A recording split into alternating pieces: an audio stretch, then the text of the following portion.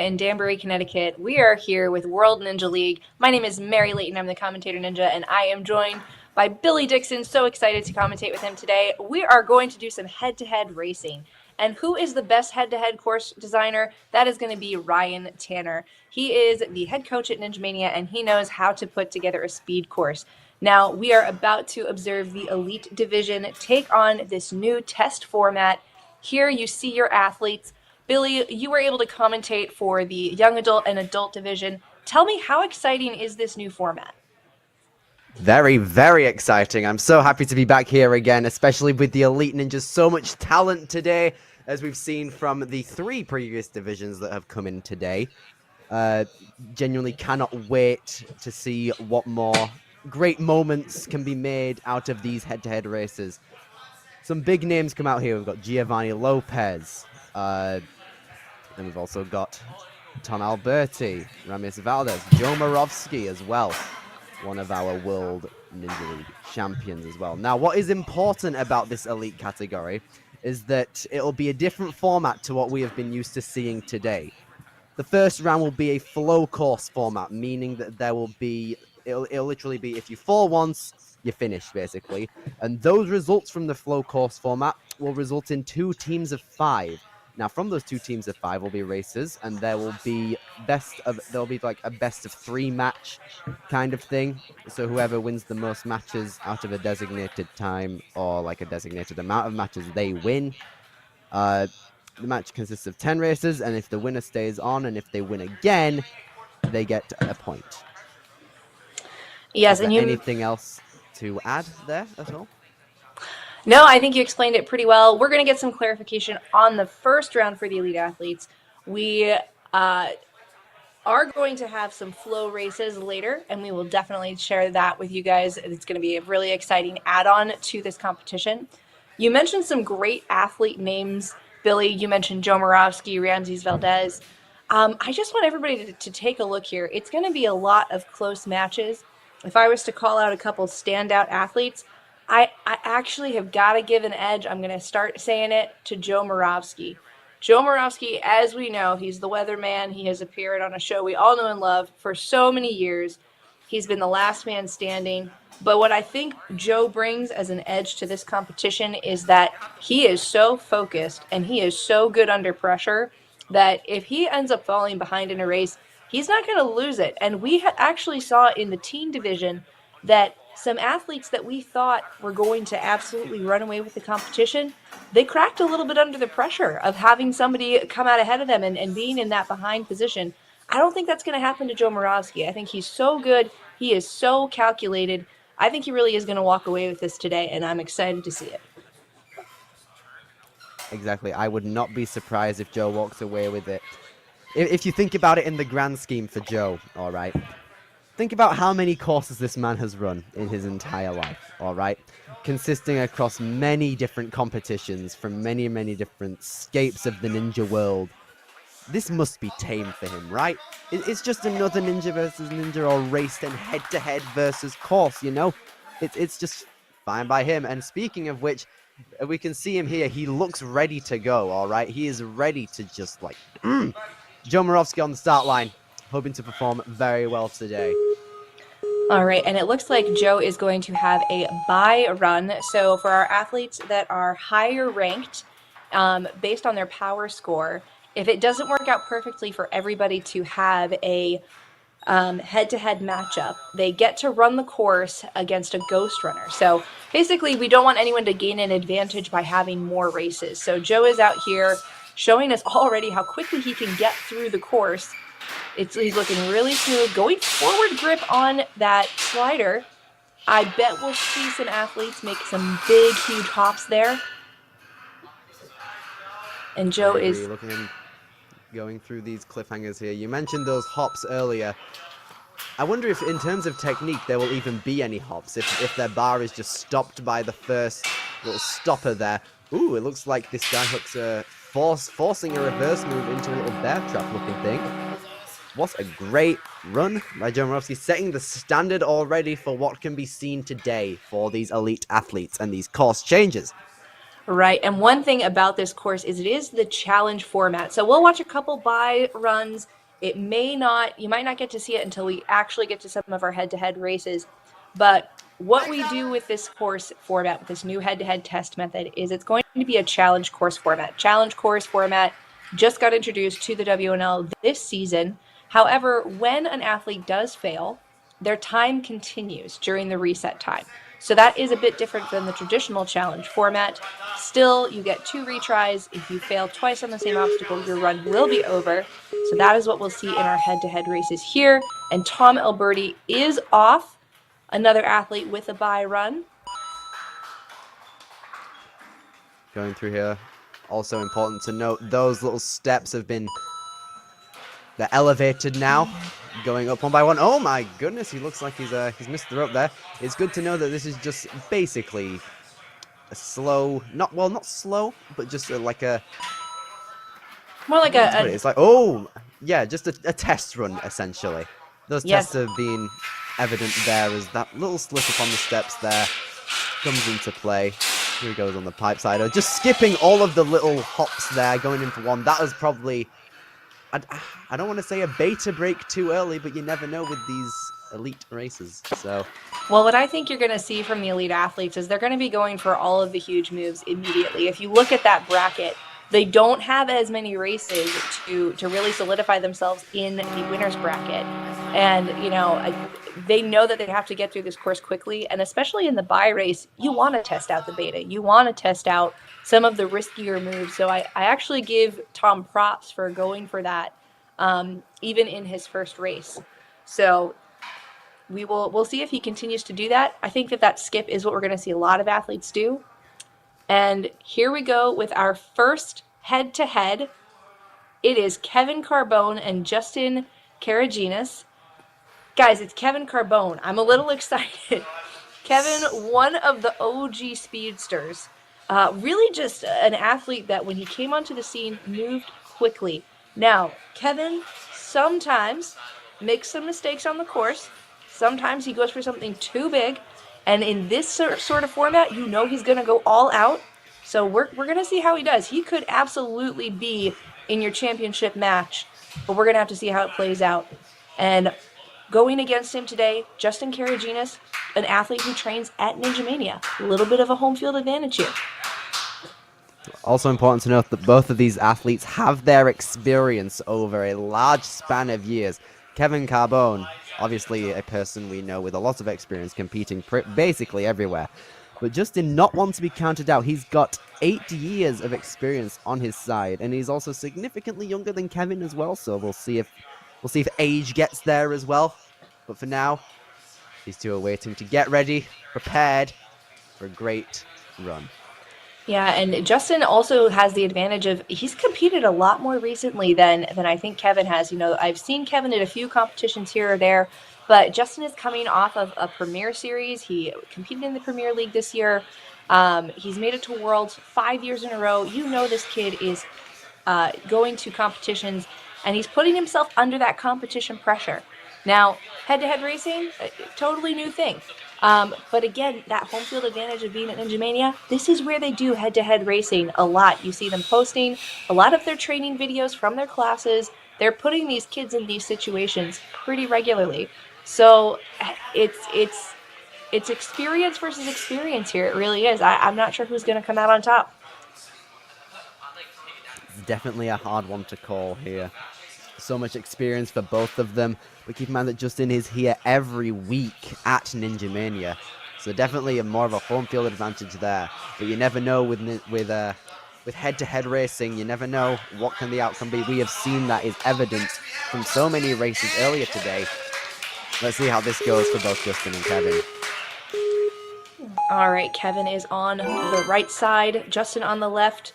Jumping out quickly, it looks like Kevin has a bit of an edge right now, moving quickly through the first 2 obstacles, all the way up into the floating steps and into the spinners.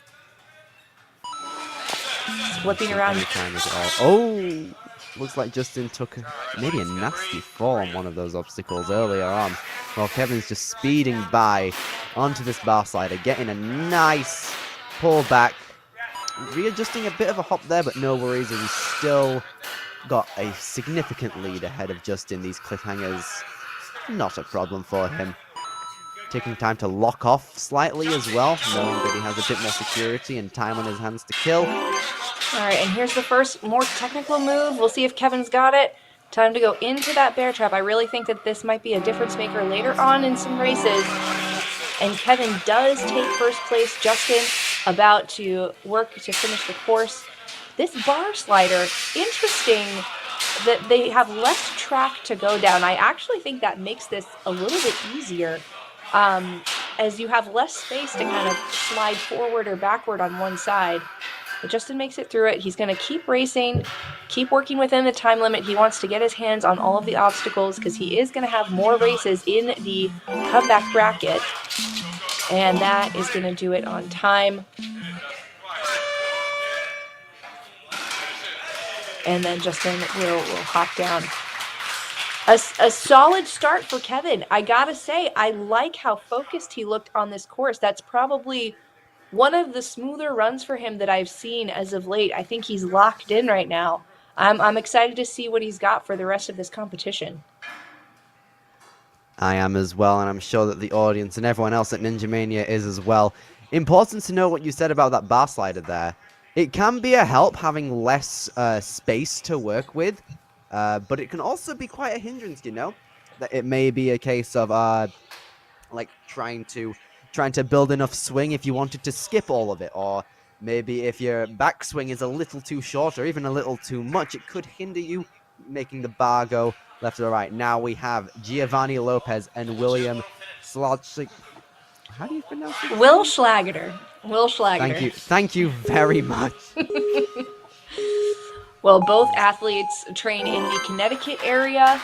Will, a course designer at Stanford Ninja Academy, and he is getting hung up here.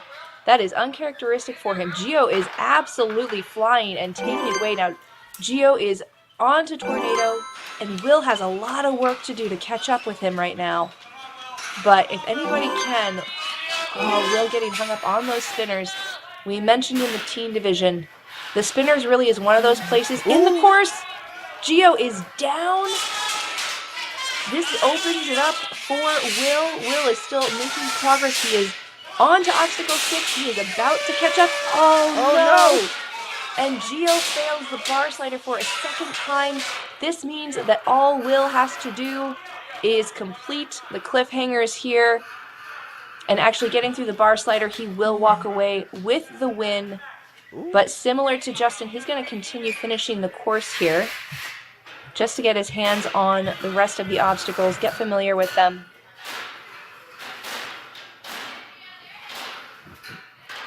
Going across these cliffhangers very lightly. Very nice as he goes ahead from the balance obstacle.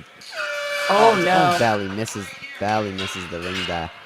This is a good moment for him to like get a grasp of what these obstacles may be or feel like, you know. Considering you don't really in training, unless you're strictly training these types of courses for head-to-head racing, you don't really get a feel for them with such adrenaline and going through at such a pace, you know, with also that added pressure that you are against someone.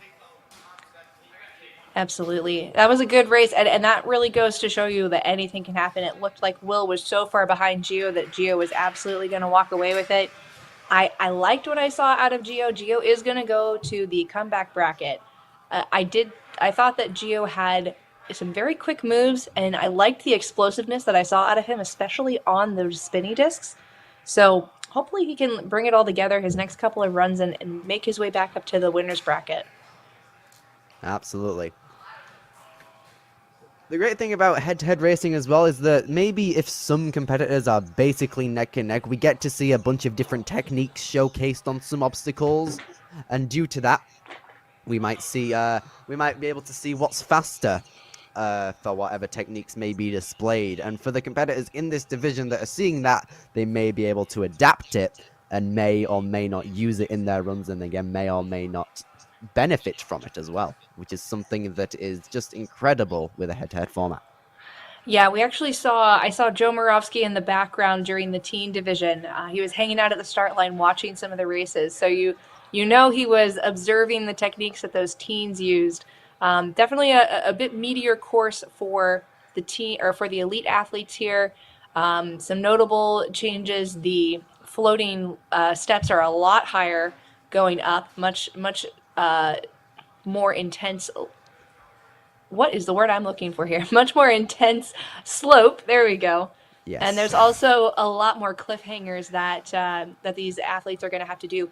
I haven't really seen anybody go through those cliffhangers all that fast. I really am a little shocked right now. I don't think those ledges are super skinny. We'll have to take a look on the next race, but I am expecting to see some quicker moves and bigger moves too on those cliffs. So I'm on the lookout for that. I am as well, but I also think it's important to note that every single time we've seen the cliffhangers in this division so far, the competitors haven't really been against someone, you know? Either they've had no pressure at all, knowing that their competitor is either far behind them or have just stopped their runs in general, and due to that, it just takes a bit of a weight off them and allows them to go just a bit slower to try and get a grasp of what the obstacle feels like if they need to do it faster in one of their next races. That's a really good point, and I think that cliffhangers are also something that's very comfortable, especially for a lot of these athletes. Will, Gio, Tom, Joe, Michael Sherman, they all train here or there at Stanford Ninja Academy, where they have some huge cliffhanger lines. So they may not be thinking, okay, if I'm testing things out, I'm going to have to test out fast cliffhanger moves. That's something that they probably feel very confident in. Exactly so, and that may be the case for other obstacles as well. Not particularly too early on in the course, but maybe for the skyhook moves and the bear trap move at the end there, that may be apparent as well. Yeah, I like how for the teens, I really felt that the course was a little bit more on the technical side. And it was a good combination of, obstacles that you could speed through, but still required solid technique, solid control. I really like that on the elite side, things are a little bit more straightforward, things that you've seen before. And coming up, we have Ramses Valdez and Jake Sconti. Jake trains here at Ninja Mania, Ramses at Ferox Athletics, one of our Premier Series gyms. Ramses is exploding through here as we would expect to see. He has a bit of a lead on Jake right now. And wow, that explosiveness absolutely coming into play. But Jake is not that far behind. If Jake can get to that rope, but Ramses is running away with it. Might come down to how this pipe fares both of them. Looking like it's faring them both well. Very nice. Ooh! Jake is off before Ramses is on that bar slider. Excellent moves. He went for a huge dismount, and Jake is walking away with this right now. But how is he going to fare? Ramses super explosive. Can he catch up on these? Yes, he can. Oh, it's gonna be close. Ooh! What a race. Only separated by less than 0.4 seconds. And Ramses putting his power to good use. Look at how quick he makes these moves here, linking those skyhook transfers. Oh, I bet we're going to see that again and again in all of Ramses' races. But props to Jake for making it that close. I did not expect it to be that close, if I'm being totally honest here. I heavily agree with that, honestly. Ramses looked like he was running away with it until practically the end of that pipe obstacle. Props to him.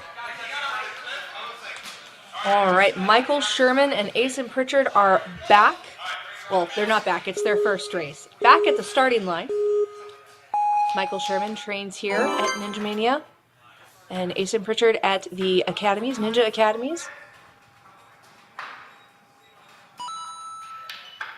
Interesting to note that Asen barely missed out one of those first ring toss moves. This leads Michael to run away with it kind of on his TikTok, but missing the rope, unfortunately. This is giving Michael quite the lead now. Only barely hanging onto that rope, though. Allowing him to run away for it onto a different rope. But it's important to note that Asen isn't too far behind either. It's like both of them are about even now. Only a couple of moves apart from each other. And Michael absolutely accelerated on the bar slider, but Asen is right behind him on the cliffs. Michael able to make the dismount, but he steps off the platform. Thankfully, it's Lilypad's quick reset. He's now onto the skyhooks, but we did see Ramses catch up, but Asen makes an unfortunate mistake falling on the lily pads, and Michael runs away with it. Heartbreaking stuff out here. Props to both Michael and Asen. Such close calls for Asen as well. Like on the see, there I know. he goes, making the skyhooks again. Presumably these bear traps too. Yes. That's the great thing about both of these. The great thing about this race in particular, in this format, gives a bit of an advantage to what is to come. You know, as we've said earlier, we see so many techniques on display, and we get to see how these athletes adapt to them throughout these races. That was so great about head-to-head racing. I know, it really comes down to, can you execute, and can you execute under pressure, right? All of these athletes are capable of doing all of these obstacles. And so now it really comes down to, how are they going to do it when there's somebody else running right next to them, when they know they have to go fast, when the clock isn't their only adversary, when it's another person. And now a matchup that should be pretty exciting. This could be your finals matchup, honestly, right here. This could be your championship matchup. It's Kevin Carbone and Joe Moravsky. Kevin looked locked in, but now he's against Moravsky, so they are quickly through the steps. We saw Joe. I don't know what Joe is doing there. Kevin actually is getting out ahead of him right now. This is shocking. I hope Kevin keeps it up. Both of them quickly popping through the spinners. Practically neck and neck here. Both going into this TikTok with pretty much exact momentum coming in hot. It is literally, it is practically neck and neck. Both going in, skipping so many moves here. Joe just barely ahead of Kevin. Kevin used his momentum getting through the slider, but it didn't pay off, and now they are again neck and neck on the cliffs, dismounting at exactly the same time. It's gonna come down to the skyhook. Joe makes the first move. Indeed it will. Here comes the Kevin bear traps. falls. Kevin! Oh, Kevin falls Joe. on the final move. Joe Moravsky. He's in despair, kneeling down. Oh, and this was what I was worried about for Kevin. Kevin, when he gets moving so fast, sometimes he makes those just tiny miscalculations that you just don't see Joe making. I do still think that this could be, we could see a rematch of this race once we get to the championship. Kevin moved so quickly here, really pushing the pace with Joe. Oh gosh, this is exciting. Absolutely. I really hope we get to see this matchup again, and I'm sure we will at some point. Wow. Wow. All right, now two friends. They both wear the same glasses. We'll see if that gives either of them an edge. They train together. They train together at Stanford Ninja Academy. This is Tom and Will. And they're about to head off. Tom, a bit smoother race in his first race than Will. Oh, I like that move from Will right there. Going right to the ring and moving it while still on the rope. That was really smart. Now he's out ahead of Tom. Tom is going to have to make some work, but Will gets caught up on the spinners. He just doesn't direct his momentum well. I would honestly drop at this point and just redo the obstacle.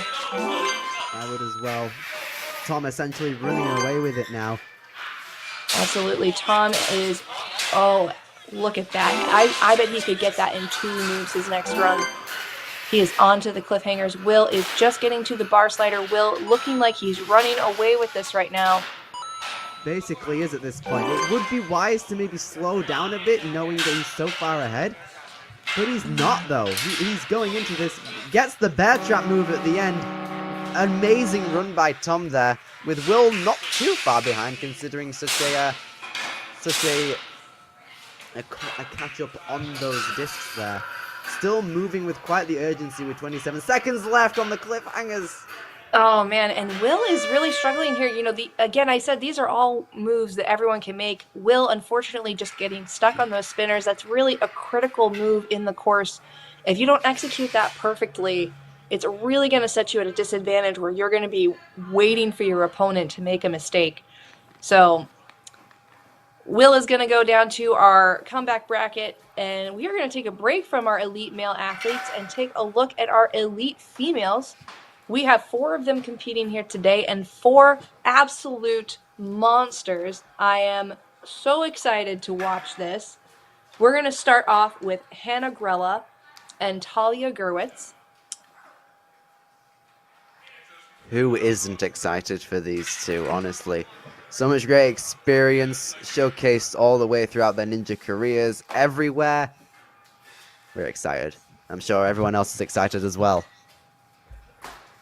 Now, there may be some adjustments to the course for the female athletes. I know that there were some in the teen division, just a few dismounts that were a little bit different. So those changes are being made right now so that our athletes can get and start competing.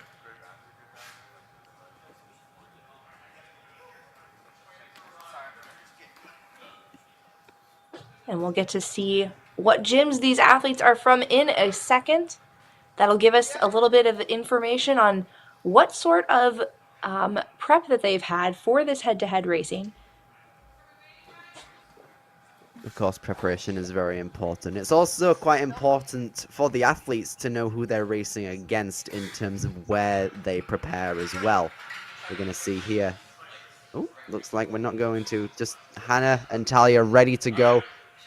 Waiting to race. And I spy. They both go. And Hannah trains at next level. I believe Talia trains at Ninja Mania. Ooh. Oh, and Hannah takes a fall on the floating steps, but she is quickly back up, and it looks like Talia is actually getting a little bit hung up on those spinners right there, but she quickly corrects it. Hannah also falling victim to those discs there. Hannah is through the tornado. Hannah is not too far missing the behind. rope barely. This could be our opportunity to really get far if she can grab a hold of this rope, which she does. Quickly through the steps for Hannah. Hannah is now onto the bar slider. Bit of a reach up, but she gets there expertly. Going to make those hops into, and this is what you mentioned earlier, Billy. That shorter track, making it just a little awkward, but Hannah quickly making moves. But Talia is not far behind. And we see a bit of a closer dismount. They are both now onto the cliffs. Hannah is on to the skyhooks. Same moves here. Looks like they're going to a preloaded ring that they're going to have to take into the bear trap. Talia takes an unfortunate fall right at the end, and she is going to save her energy for her next race.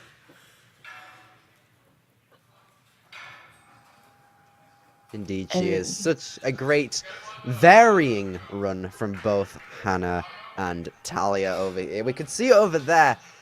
The bar slider had a bit of a closer dismount than before. That could allow for literally just a quick slide and then a momentum carrying dismount over there, which allows for more speed and momentum to be carried across. And with that, may come more confidence. You never know, do you? Now, next up, our next pair might be able to adapt to that. Both Mackenzie and Anya coming in here. Now, Mackenzie has been on the ninja scene for quite a few years, trains at Stanford Ninja Academy, and so does Anya. So these two are not unfamiliar with each other. Mackenzie has been competing quite a bit in the elite female division of the WNL this season. Anya Anderson, her teammate, they are both off. Anya, a little bit of an edge here, but Mackenzie is not that far behind. And Anya really running away with it. She is on to the discs, but can you execute on the spinners? It looks like Anya is struggling to find that control. Looks like both of them are at the minute. Oh, no, it looks like Anya's running away with a bit of a lead now. Oh, Mackenzie no. unfortunately falling. And it is Taking so another attempt. so tough to follow there because it's such a long obstacle. Anya is now onto the steps while Mackenzie tries to make it up on those spinners. Big pull on the rope. She is, oh, and just as you were expecting, she goes for a slide right into the dismount. Doesn't do any of those hops. You know what the opposite of a commentator's curses is? She's just done it there. A commentator's positive progressions, I think, or positive projections. But Mackenzie, unfortunately, Whoa! Whoa! That might be a bit of a beta break there. Just simply sliding one of the rings off and just popping it into the bear trap. I really like that move. I absolutely agree. It is a lot more secure method to guarantee you're going to get into the bear trap. It does require you to make a one-handed grab on that ring, but hey, if you're feeling confident enough to make that grab, which I guarantee you these elite females are, I do think that's the move. I wholeheartedly agree there. Every single, I do believe that most athletes may be capable of doing that. Some of them may be thinking about it now. You never know, do you? Looks like we're gonna shift back over to our elite male matchups. Some very exciting names coming in hot, and here is also the comeback bracket, or what is looking to be one so far. We're going to see Asen Pritchard and Justin Karaginas running their course. Now, Asen had a not quite the run that he wanted beforehand. And it looks like we actually have Gio up at the start line against Jake Sconti. So we may have a little mix-up in our graphics here. Oh, there they go. There they are. We had one of these issues play out in the first part of this competition today. I can't remember if it happened all in the teens division, but regardless, can just be nerves, you know, thinking you're up when you're not. Happens to the best of us. And it looks like we're back to Gio and Jake, so I think we're gonna go with those guys. Fair dues. Gio is on the left-hand side of your screen, and Jake is on the right. Ninja Mania versus Stanford Ninja Academy here. Gio had a great run. Jake Sconti making it super close with Ramses Valdez earlier. And Gio is out in front, but not by much. Jake, losing it on those steps, not enough momentum. Gio with a crazy dismount off of the spinners. Jake looking to make his way back, not wasting any time on any more of these obstacles. Oh, what a tumble at the end there. Still going in here. Both of them basically neck and neck. No backswing for Jake, though, going straight into that dismount. Jake is so good on that slider. That's where he picked up time on Ramses in his previous race, but Gio is so locked off on those cliffhangers. He's not moving as quickly as I think he needs to, but if Jake makes a mistake here, Gio could catch up. No mistake so far for Jake. Quickly into the bear trap, and he takes the win. And that is unfortunately going to be the end of Gio's journey in this head-to-head format, but we may see him back in the team competition. We will get more in. Oh, yes. He was so close both times to fully clearing the course and so quick getting to the points that he did. I think he could be a real asset to whichever team he ends on in the team competition. But more on that later. Now I think it's Asen Pritchard and Justin Karaginas. We'll see if I'm right this time.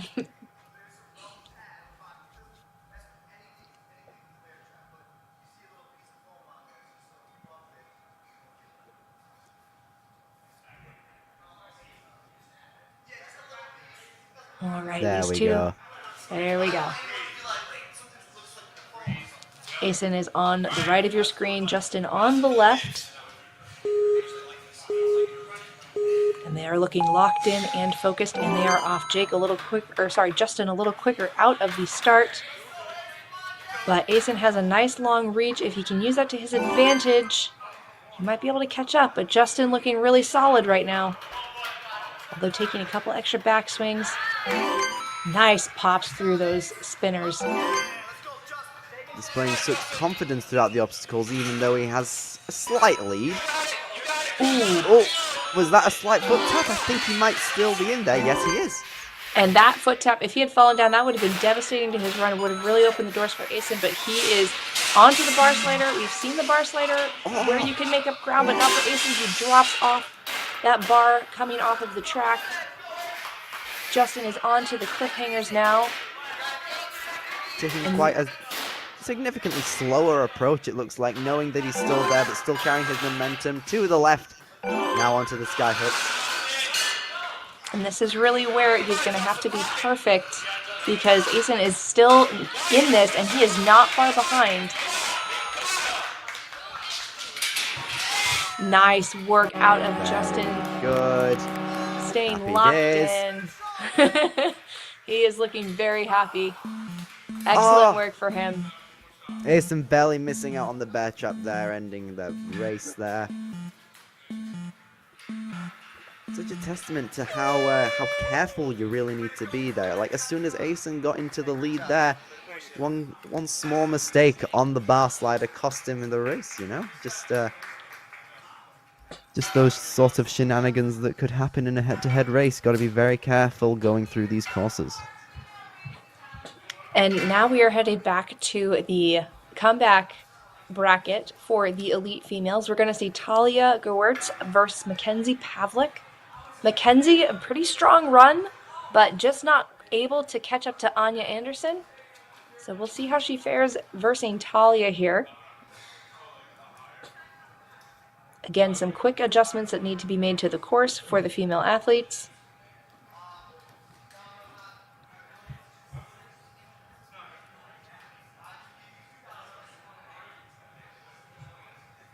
A couple of those other techniques that we saw earlier, such as the earlier dismounts on the bar sliders, along with that impeccable skyhook technique with the extra ring that we saw in the other female races. Some of those could be displayed here, and if executed correctly or attempted at all, that could end up very well for whoever may attempt those techniques, or if we'll see them at all. Because it could just depend on pure speed for both Talia and Mackenzie.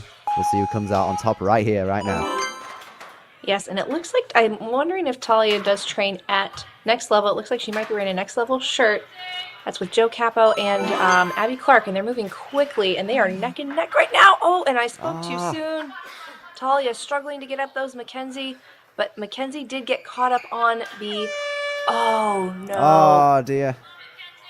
And that, all Mackenzie has to do is clear the third obstacle.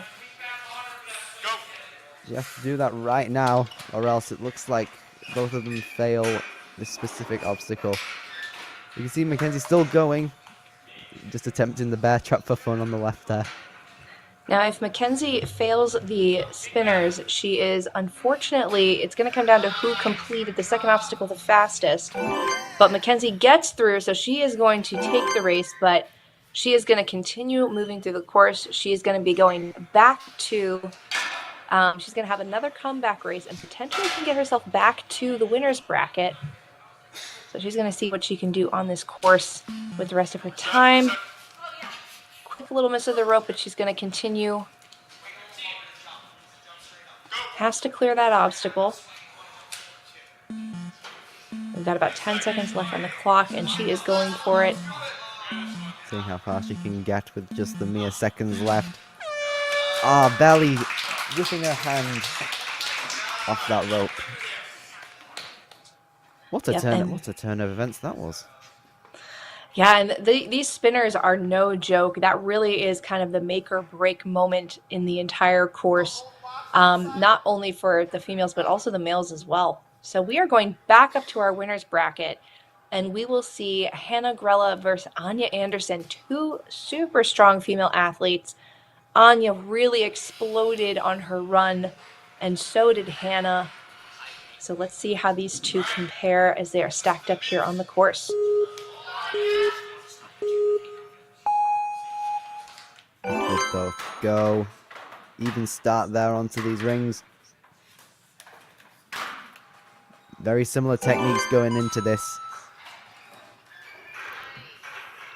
Looks like Anya may have just a slight edge. Both of them kind of caught up there. Oh, it looks like Hannah linked to the last one there, getting her the slight advantage over here. Bit more momentum build up on these TikToks.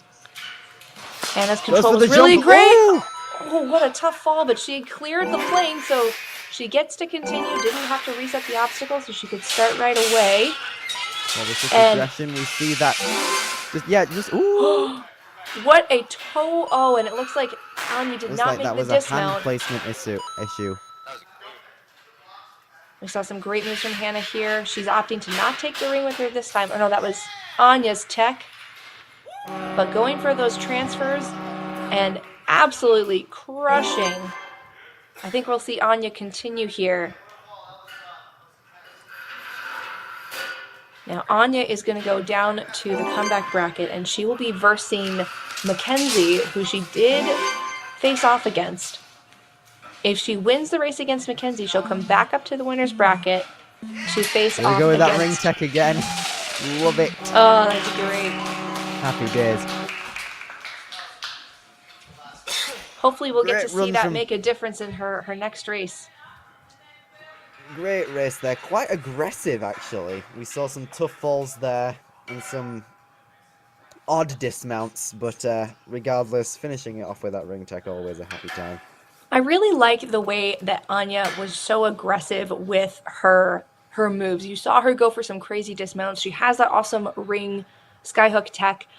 I really think that if she can lock in getting through those spinners, if she can figure out how to control her momentum just the right way so she doesn't have to take too many swings, she could absolutely really compete against Hannah if she were to go against Hannah one more time. Now we are headed down to the comeback bracket for the men.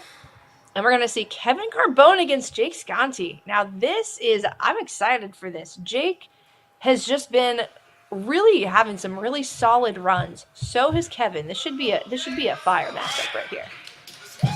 It really should be. As you can see, Jake has that home advantage over Kevin. Experience may come in Kevin's favor. Looks to be that way. Oh, Kevin getting a bit hung up, maybe going for an extra backswing there. Still going rapid through. Are both of these athletes trying to whiz through this tornado? Kevin, opting out of just a quick momentum shift there. Now they are both neck and neck going into the star slider. How are they both there? And Jake takes a tough fall on the bar slider, but his bar slider tech is so good. He may be able to catch up to Kevin if he can get a nice locked in dismount here. But Kevin is running away with it. Kevin is already on the lily pads. But can he avoid a mistake on the sky hooks? He did have a mistake here in his last race. One-handed save. His bear trap makes it there. Oh, wow. Wow. And Jake Sconti going we can see Jake going for a link into the bear trap, not particularly making it there. Might go again for it now. See if he makes it. At this point, goes Jake in for that link. Yes, he does make it. Very nice. Great way to end. Yeah, at this point, Jake is unfortunately out of the competition. We'll definitely see him later in the team competition. What a moment right here for Kevin, getting that final win. Toes on the dismount, barely making it. And Jake is through to the buzzer too. So, they may not win the individual competition, but all of these athletes are going to be working in the team competition. So don't count them out just yet. We are going to get to see them again.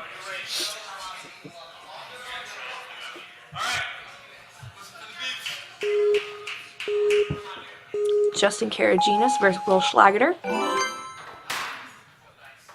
Will quickly getting through here. Interesting ring tech there, giving him a slight edge there. Just misjudging his balance there. Happens to the best of us. We can see here now, Justin just trying to link that dismount there as he does, going around this tornado. And it's the critical moment. Edge. Bit more momentum going into that little twirl dismount there. I like that. I see you there. Into this bar slider with the hops. And Will is following pretty closely behind. If Will can get a quick dismount, and he was going for it, but he slid out of the tracks, unfortunately, so Justin is on the cliffs. Will waiting for his reset time. Justin taking a more cautious approach on that cliffhanger there, knowing he has quite an edge there. Oh, he fell on the skyhooks. Oh, it looks like Will has... Oh, dear. See, the bear trap actually opened there. Justin has one more attempt on it. Yes, and we're seeing Justin take a more cautious approach on his last couple of obstacles. I'd like to see him really try to go for it, just peeling off of the ring right there, but he is going to take this race, and he will be in another comeback bracket race.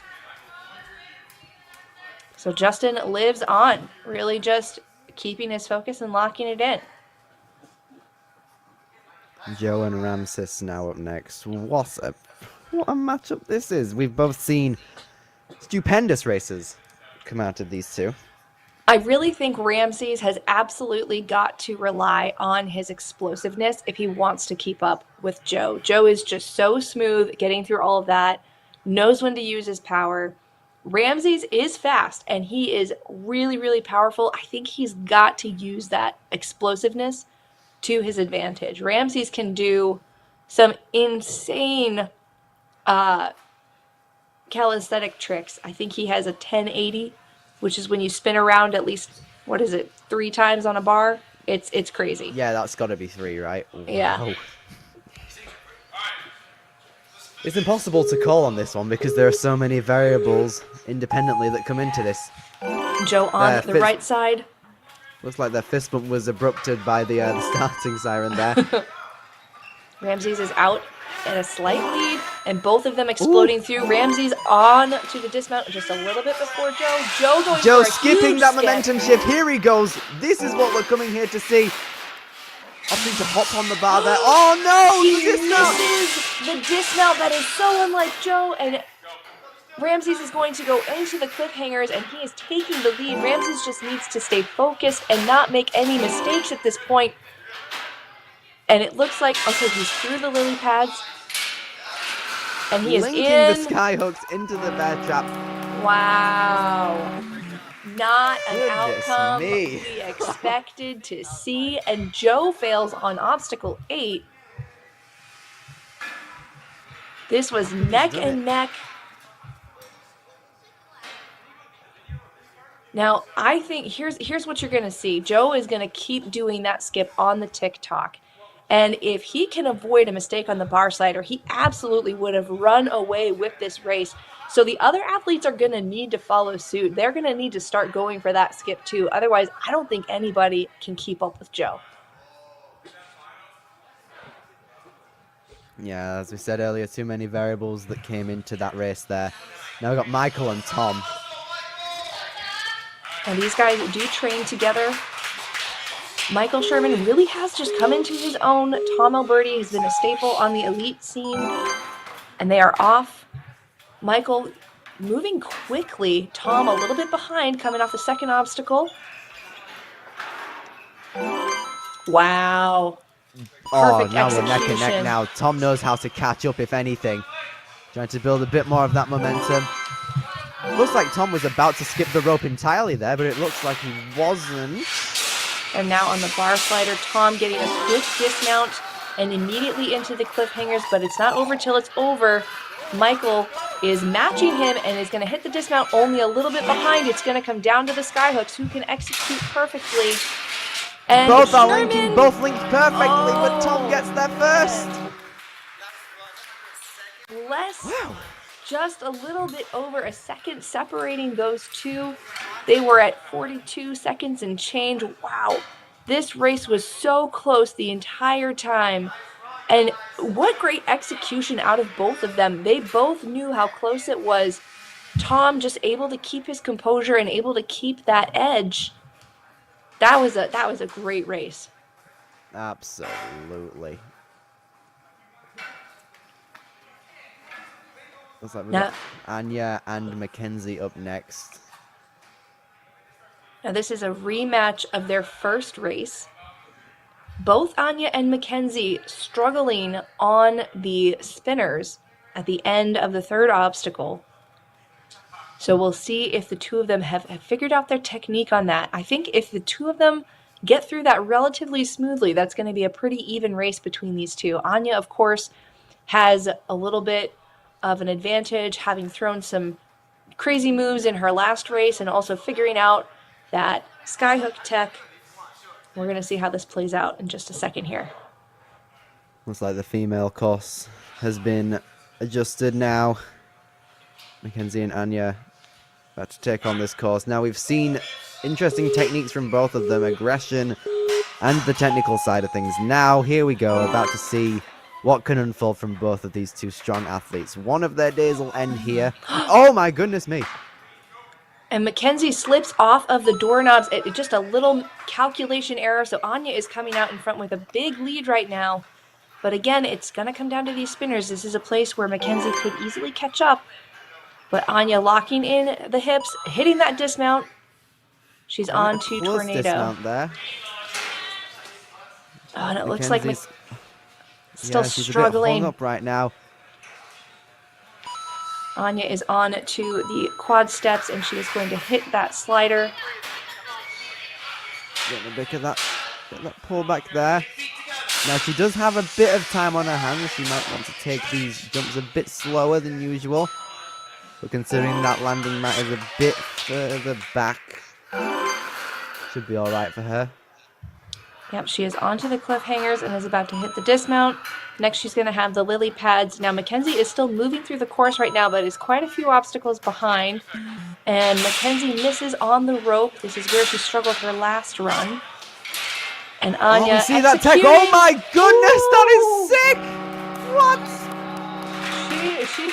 She was fully extended when she made that catch. Barely caught that. Now Mackenzie's going to go for this rope. Oh, and goes for a crazy skip. She's out. Now she unfortunately goes off the front of the start platform, which is a fail. Great moves out of Anya today. But what's great about Mackenzie figuring that out is she can use that in the team competition, just like Anya can use that skyhook tech. Look at that. It's good every time. The amount of trust that has to go into both your arms and your fingers. She was literally falling for a second until that jolt from the bear trap. Could have easily lost her grip there, but she didn't. Incredible. Superhuman. We are going to see a rematch of Anya and Hannah. But before we do that, we have a few more races in the comeback bracket for the men. Joe Moravsky versus Justin Karaginas. Justin definitely the underdog in this particular race, but Joe did make a mistake in his last race. Maybe that's in his head. Is he going to still go for all the risky moves, or is he going to take a more calm approach? Justin knows who he's up against. Where's his mindset? Is he going to try to move quicker than before? Joe lightning fast through the first two obstacles, coming out with an early lead. You can tell he really doesn't want to give up that position. He definitely wants to come back from this bracket, not opting to go for that pendulum skip there. Yeah, I think Joe... safer approach, it looks like, going into these bar hops with a bit more caution actually going in, considering he has quite a bit of a lead on Justin here. Going into the final obstacle here, the skyhooks. What tech are we going to see here? Ooh, nice links. That was great. And Joe finishes the course while Justin must have gotten hung up on those sliders. It looks like he did have to reset. Now Justin is going to finish it out. Justin will unfortunately be out of the competition after this run.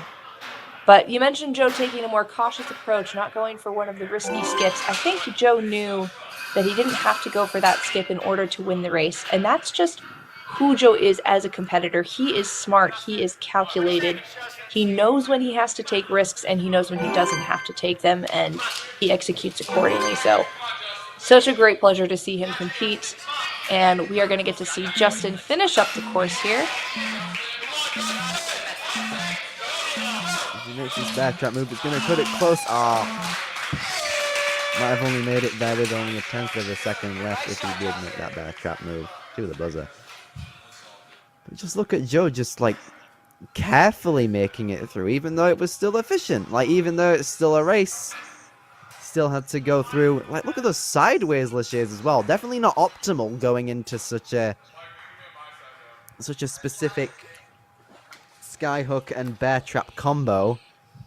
But such trust in his arms and his techniques and his strengths. All just Just a regular day for Joe, you know? This is simple for him. Just a course run. Yeah. This is great for him. This was just All right, his morning commute. Now, Kevin Carbone and Michael Sherman. Such an interesting combo after interesting. This competition's great. I do think we. Oh gosh, I really don't know. If Kevin stays locked in, I think he has an edge over Sherman in this. His moves have been really quick, but Sherman, this is a home field advantage. He's comfortable. He's got so much chalk. I don't think he's gonna have time to get all the chalk and use it. Oh wow, and quick from the start from Michael. Oh, and Kevin early mistake. A bit hung up there. Michael is out in the lead, but we have definitely seen athletes come back from mistakes like that. And here comes Kevin quickly through the spinners. Sherman through the TikTok. Power coming in with Kevin. Here's the bar slider. Here's where a lot of runs can go haywire. But Michael Sherman is executing. Whoa. Kevin is not that far behind. Kevin just off the dismount. Michael Sherman on the cliffs. Kevin is going to have to really crank. Oh, and Michael falls on the lily pads. Kevin can win. Kevin into the sky. Oh! Kevin fails the sky. Sherman fails the sky. They are both starting again. Kevin fails on the second time. But Michael is going to need to clear this in order to get the win. What a race. Woo! I think my jaw just dropped to the Earth's center. What happened there? I don't know, Billy. I don't know. I was not. They both knew they had to go for it. And on Michael's first attempt, he didn't have quite enough power to get the link into the first bear trap. And so he fell. And Kevin had also fallen. And then they both had fallen. There was a lot of falling and a lot of coming back. And yeah, that was a great race. If I had to assume, it was probably a state of panic, maybe. Both of them knew they were going head-to-head after such a crazy race beforehand, before all that skyhook madness. Both of their headspaces may not have been fully correct. Just an assumption, but you know, on a head-to-head race like this, it can definitely happen. But fair play to both of them. Well, I think they both knew they just had to go all out. They had to take some risks in order to come out on top. You know, especially Michael Sherman, you know, falling on the lily pads. He had just enough of a lead on Kevin that he probably could have done the sky hooks and executed them, you know, relatively calmly. But knowing he fell on the lily pads, he knew Kevin was right behind him. So, but Michael Sherman executing very well under pressure. Our next race that we're going to see, we'll get to see Joe Moravsky versus Michael Sherman. That is the coach versus the athlete. Michael Sherman used to train in at Stanford, I believe, at the Ninja Academies, but now he does train at Ninja Mania. And this will be an interesting one. I'm excited to see how this one plays out. If there's anything we've seen, it's that Michael can definitely take down a bunch of the veterans here. We've just seen it with Kevin Carbone. Will it happen with Joe Moravsky? That is for him to decide on the course. You know, we've been saying it the whole time. I really do think that Joe Moravsky can take this. He is executing after execution after execution after execution. He has had mostly clean runs, one little mistake on the bar slider, but everything else has just gone exactly to plan for him. I really hope that I am not casting a commentator's curse right now because that would be extremely sad. But you know what? I kind of think Joe's impervious to the commentator's curse because he just executes every time. Absolutely. Like I am sure because he's been around with us for so long. He's just adapted to such a degree. You know, he can't. Not only can he just. Not only is he a great pick for a win in any given competition, but that commentators that just like that repellence against the commentator's curse. You know, it can. I didn't know that is something that could have been built from an athlete here at WNL. But here, anything's possible. You know. I think once you've done a certain number of competitions, you just become impervious to the commentator curse. I don't know how many it is, but Joe definitely has the most out of all these athletes. So just a natural born thing, isn't it? Right, it looks like that it's here we go. I don't know what am I supposed to expect? What is everyone else supposed to expect? It's Michael Sherman versus Joe Moravsky. well, Michael just demonstrated that he can execute very well under pressure, so fast races out of both of them, and we are off. Michael Sherman actually dismounting the second obstacle just before Joe, both exploding through. They are neck and neck right now.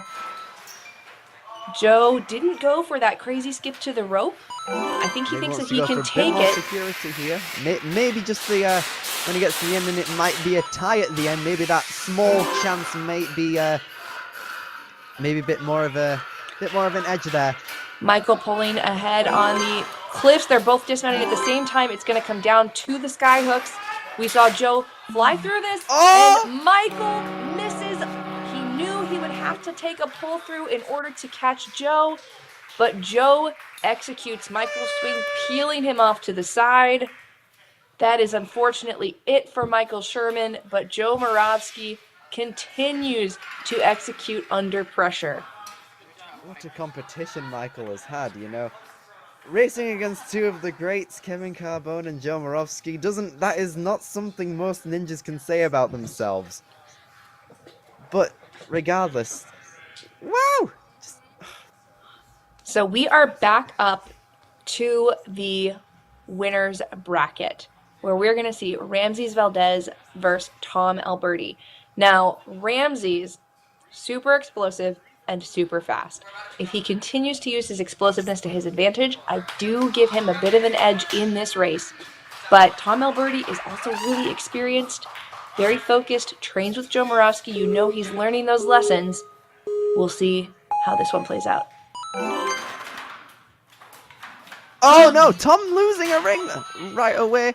There we go, quickly replacing that, but this is giving Ramses one of the biggest head starts we've seen in this entire weekend. And Tom's confidence must have been shaken from that beginning fall. Ramses is cruising along. I think even if Ramses took a fall here on any of these obstacles, he's still so far ahead of Tom right now. Tom would have to work extremely hard in order to catch up. Although Tom is closing that gap, he is not that far behind. If Ramses can stay locked in, he should be okay. But the skyhook move can be tricky. Oh, and Ramses absolutely crushing it on the execution. What? Do look at how Tom was able to catch up so hard there. Like, we saw the camera angle change and he was practically already on the sky hooks. That's mad catch-up skills. Wow, and you can see there, just like taking as little moves as possible. Yeah, only about 5 seconds separating the two of them, and at one point Tom was at least 3 or 4 obstacles behind Ramses. So that's some insane ability to catch up. Wow.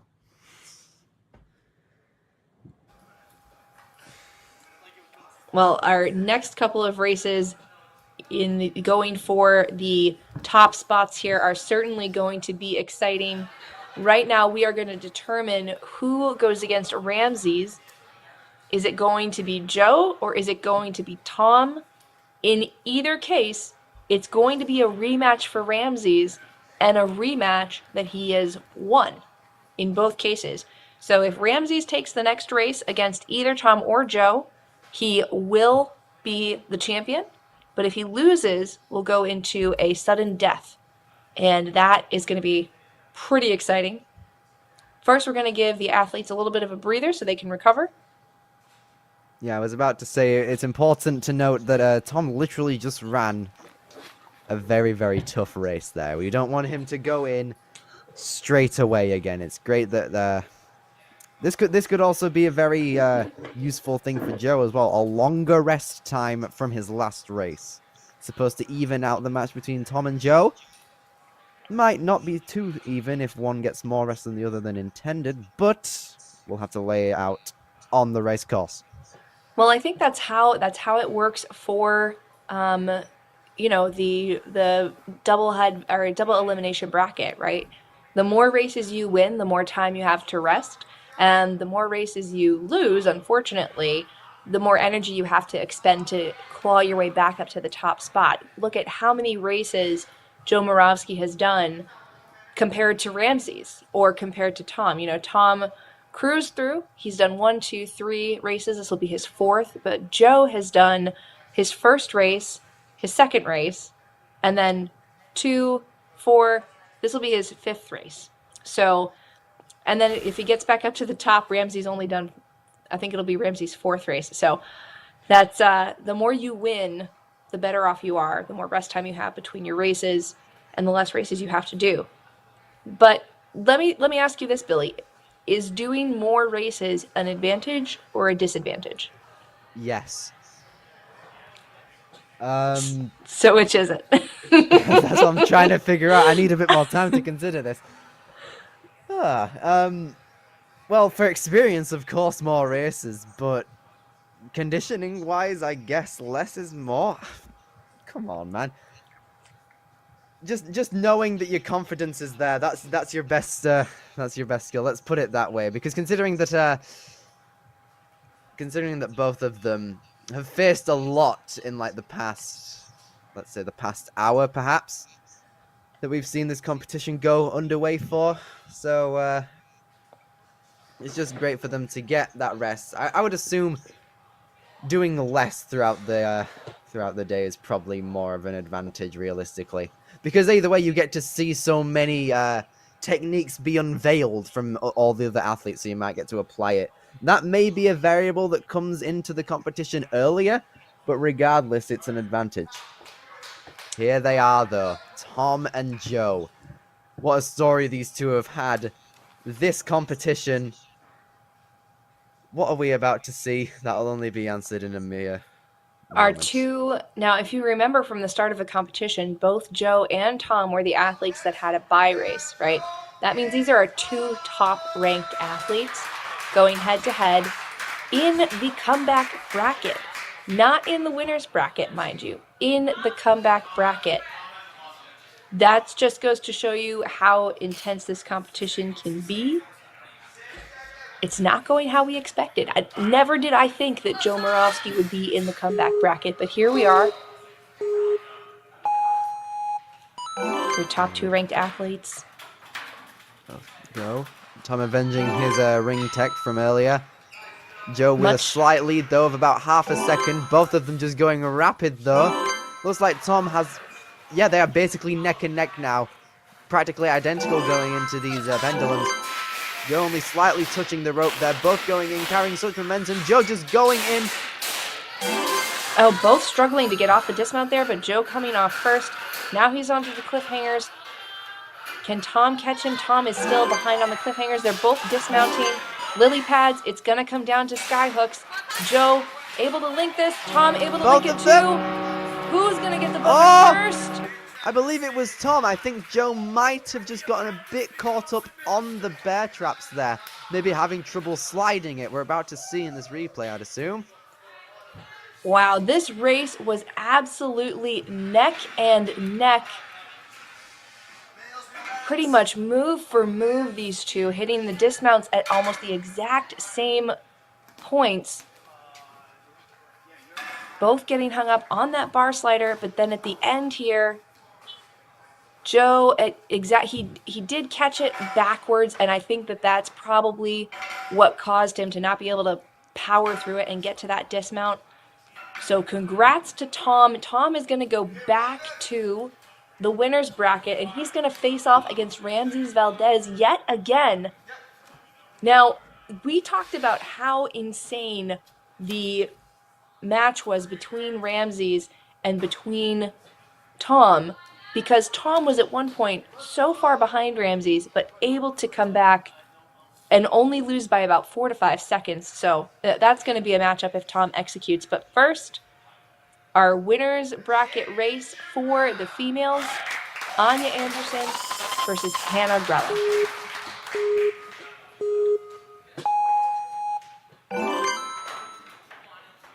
They are off. Hannah mishandling the ring just a little bit, but this is not slowing her down too much. It looks like they're pretty even. Anya dismounting a little bit before.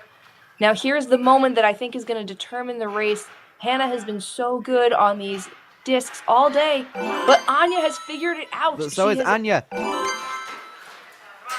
And that was what I was wanting to see. I think it's going to be pretty even here if the two of them can execute. Anya goodness. Down on the Anya rope. Belly.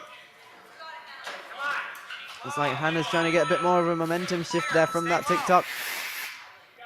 Hannah is quickly into the bar slider, and she has been really solid on this all day, but she's getting, she's sliding back. You can see Anya's trying to get a bit more of a momentum shift there. They're neck and neck again. Wow. And right, Anya coming in hot now. Yes, and Anya's... These girls are not messing about. It's all going to come down to the sky hooks again, it looks like. Oh, no, both of... Okay, it's only Anya who trips up a bit more. And here's Hannah, but Anya has that insane skyhook tech that we have been watching all day. Oh, but unfortunately, just not like enough.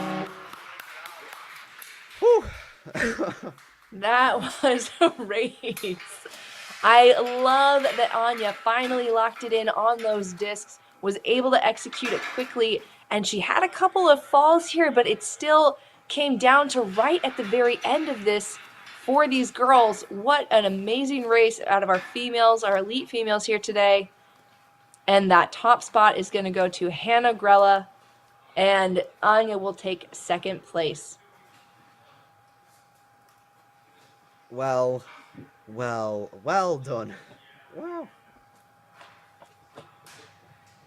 And to think that after all of that, after still crowning one of our champions today, we still have either... It's like it's either Tom or Ramses, it looks like, who can take it home for the males. Now then, what's going to happen? Because I have not the slightest clue on what could unveil the race. Well, it'll either be one race or two, I can tell you that right now, because I really think that Tom could best Ramses based on what we saw in their previous race. You saw that Tom 3 or 4 obstacles behind Ramses, and then he was able to catch up with less than about 4 to 5 seconds between their 2 times. That is insane. That is nuts execution. I think that if Tom hits every move, he could beat Ramses. And so if he does beat Ramses in their first race, then it's going to go into a sudden death. Whoever wins that second race is going to take the championship spot. So I don't know, man. This is going to be... This is going to be anybody's competition.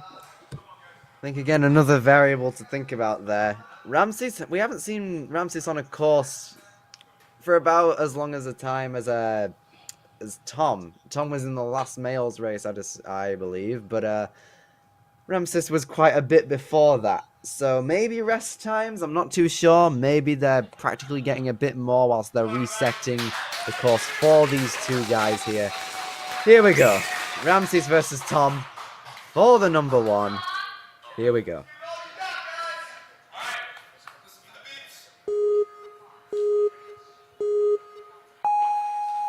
They are off. Ramses is up to the rings. Tom making sure he gets through there better this time, but Ramses still out ahead a little bit. They are on to the discs so quickly through that, and Tom is falling behind. Ramses absolutely exploding right now. Grabbing the rope, dismounting, super quick to the bar slider, flying into it. He is going to need to go for a big dismount here. Tom just dismounting right now. If there's anything we know, Tom knows how to catch up, and he's done so on that cliffhanger. It comes down to the skyhooks one last time. No! Ramses is down! And Tom takes the win! Tom with the redemption story of the century, mate. Wow! You've got to feel for Ramses, though. You know, so consistent throughout that race as well.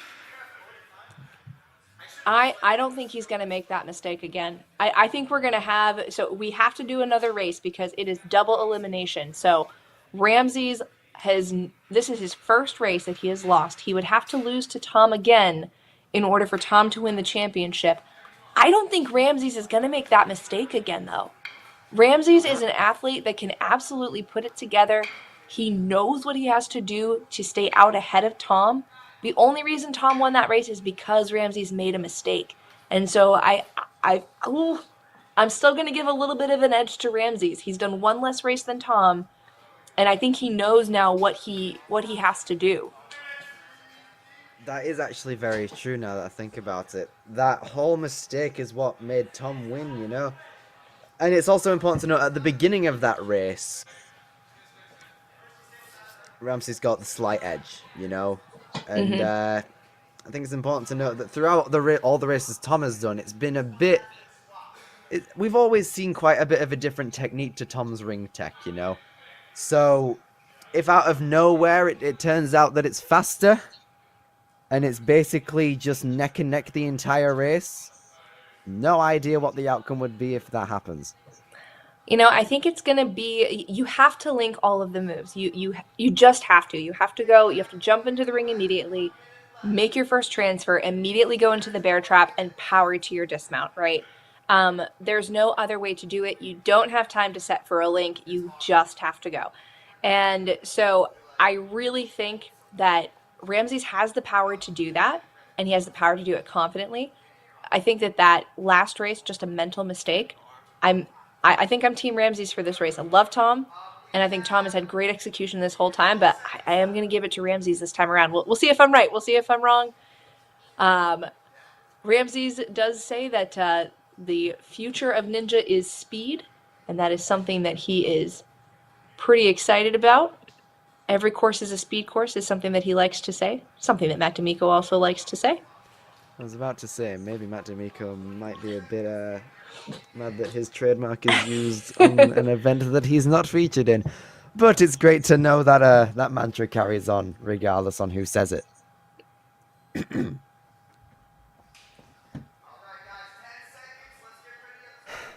Well, we are giving the athletes a little bit of rest. Soon after we crown a champion, we're going to go into the team competition.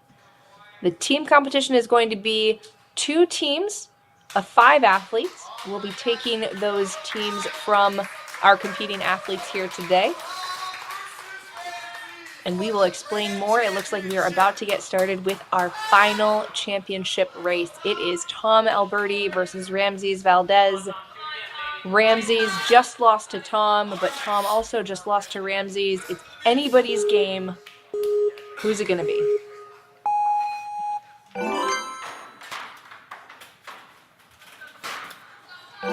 And Ramses yeah, there we go. again. Tom's ring tech again, just like barely behind Ramses. They're going to have to link everything. Tom is 1 move behind, though.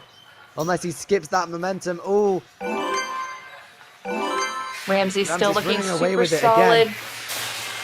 If he can, oh no! He falls on the bar slider, and it looks like he must have hit his head. He is slowing down. Is he going to be able to catch up to Tom? It would take a big mistake from Tom right now in order for Ramses to get back in this. Tom has realized this mistake. Taking a bit more of a cautious approach. Still linking, though. And that makes Tom Alberti your winner for the Elite Division. Oh gosh, and what a time to bump your head on a bar slider. That's such a heartbreak for Ramses. He really did have everything that it took to take that top spot. Second place, nothing to sneer at, and he will get to do some more races in the team event, but Tom absolutely executing here. Yeah, and you see Ramses just holding his head right there. It looks like that must have just really taken him out of his competition space. But congrats to Tom Alberti. Tom Alberti, our first speed champion. in this new head-to-head format that we are testing out today. That was a hard-fought battle. Tom not only had to go against some teammates, he had to go against an old coach. He had to go against Ramses 3 times, and that's not an easy victory in any way, shape, or form. So really awesome job for Tom Alberti here today. Wow, what a day. I am very glad I decided to stay up and commentate this one. It may be 1:11 in the morning on a Sunday for everyone in the UK time zone. But regardless, I'm very happy I came here. So much fun, so much great talent displayed. Wow. What were your thoughts on this, Mary? Well, I really enjoy this format, Billy. I think it's a lot of fun to not just watch, it's a lot of fun to commentate, and I think it's a lot of fun for the athletes too. And it really, it really pushes you to get into just a higher level of competition mental space. Um, it's typically in a typical ninja competition, it is you versus the course, right? And, you have to really focus on beating the clock, but you can take a little more time to just make that competition about you and your performance, right? You don't have to compare yourself to anyone. Victory doesn't have to depend on beating another person. You can really kind of be self-reflective and say, okay, I did well for me. I exceeded my expectations of myself on the course. But head to head, I think that completely changes the game, because the results literally do. You can clear the course, but the victory is in being in that top spot. So, it's definitely a change, but I think it's a really exciting change. I'll also say it's very quick. This was a very quick competition, and I think that makes the competitions more fun to watch for somebody who maybe isn't familiar with ninja, maybe doesn't know all the athletes. It just makes it a lot more viewer friendly. So I think as we're trying to bring more viewers to the sport, we're trying to get more of an audience to really bring ninja to the next level. This format, I think, is a really smart move, and it's a really fun one, right? Who doesn't want to go and race against all of your friends? I think this would be a lot of fun. Well, I most certainly would. I would most certainly like to race against all of my ninja friends back here in the UK. But regardless, I really do enjoy this format a lot. It's been so much fun to commentate and to watch. The talent is there. You've got to love the courses as well. The progression through this bracket as well. Like we've seen right here, Tom Alberti has had to run so many races, and he finally came out on top at the end, which was just ecstatic. The feeling must have been so ecstatic, And I'm sure that a lot of the viewers as well feel the same way. Thank you guys so much for watching as well. Oh, any final thoughts, Mary, before we're sign off? Well, we're not signing off here, Billy. We still have a team competition to commentate. That is very true. I got you all there, didn't I? All right, so we started talking about it a little bit earlier, but we'll just kind of walk you through it, everybody. This team competition is going to be comprised of the athletes that you just saw compete in the head-to-head bracket. It will be 2 teams of 5 athletes, or it might be 2 teams of 5 athletes. And winning this competition for the teams is going to be best of 3 matches. Now, what is a match? A match is going to be the athletes versing each other head-to-head in 10 races. In order to win a match, you need to win 6 out of your 10 races. There will then be 3 matches, so potentially you're going to see 30 different races, depending on how the cookie crumbles, and best 2 out of 3 wins. So the teams are going to be put together based on how the athletes performed in the head-to-head bracket. First place will go to one team, second place will go to the other team, third place will go to one team, fourth place will go to the other team, so on and so forth. We will be seeing some of our female athletes competing as well. And that is how it's going to go. I believe it'll be the same course that you saw the athletes compete on here today. So more head-to-head racing, but it's a team format. Now, another exciting thing is we're going to play King of the Hill style here. So for those of you familiar with World Chase Tag, when an athlete wins a chase, that athlete remains on the course or remains in the arena. And then the opposing team will send up a new athlete. It'll be similar here today. If an athlete wins a race, they are going to stay on the course and then verse another athlete from the team that just lost the match. So that's how it's going today. Let us know in the chat if that description makes sense. Let us know if you have any more questions about it. We are happy to fill in the blanks for you guys and make sure that you're familiar with this format. And again, it's a test format. We're going to be having some fun calling the action. Great analogy there, by the way, on the World Chase Tag side of things. Absolutely love that reference too. I think that just goes as a testament to show how fast that can be. People who know about the World Chase Tag side of things, you know how fast that is. You know how competitive it gets as well. Ninja is a very, very safe space, but you know, whenever you've got a team against you and you've got like the pressure as well of 4 others on your shoulders, madness in it, but that is what we're here to see. Yes, it is absolutely going to be a fun battle once we get these teams together. And as soon as we know which athletes are on the teams, we will let you guys know as well.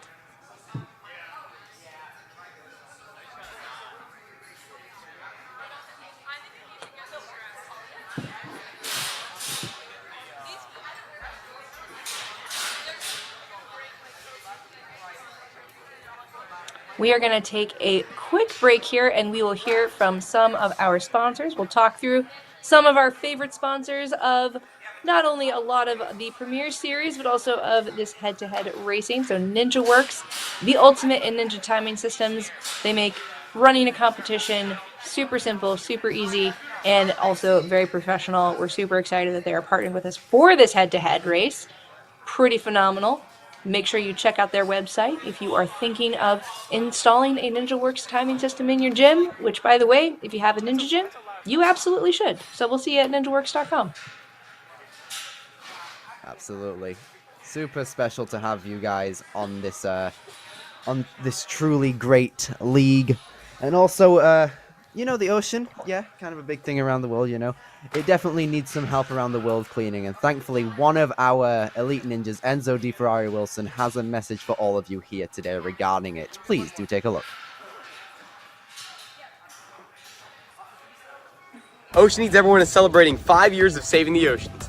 My name's Enzo, and through Ocean Needs Everyone, I help save the ocean by doing beach cleanups, seal and mangrove plantings, making art about recycled plastic, and making films regarding the ocean's health. How can you help save the oceans at home? Well, even if you don't live near an ocean, trash can end up in there eventually, so cut down on your use of single-use plastics. If you see trash on the roads or beaches, make sure to pick it up. Use less gas-powered vehicles, fish responsibly, and help support local organizations. I started my organization when I was 12 years old because I wanted to make a difference. So remember, you're never too young to follow your dreams and make a change. Let's all save our oceans together, one piece of trash at a time.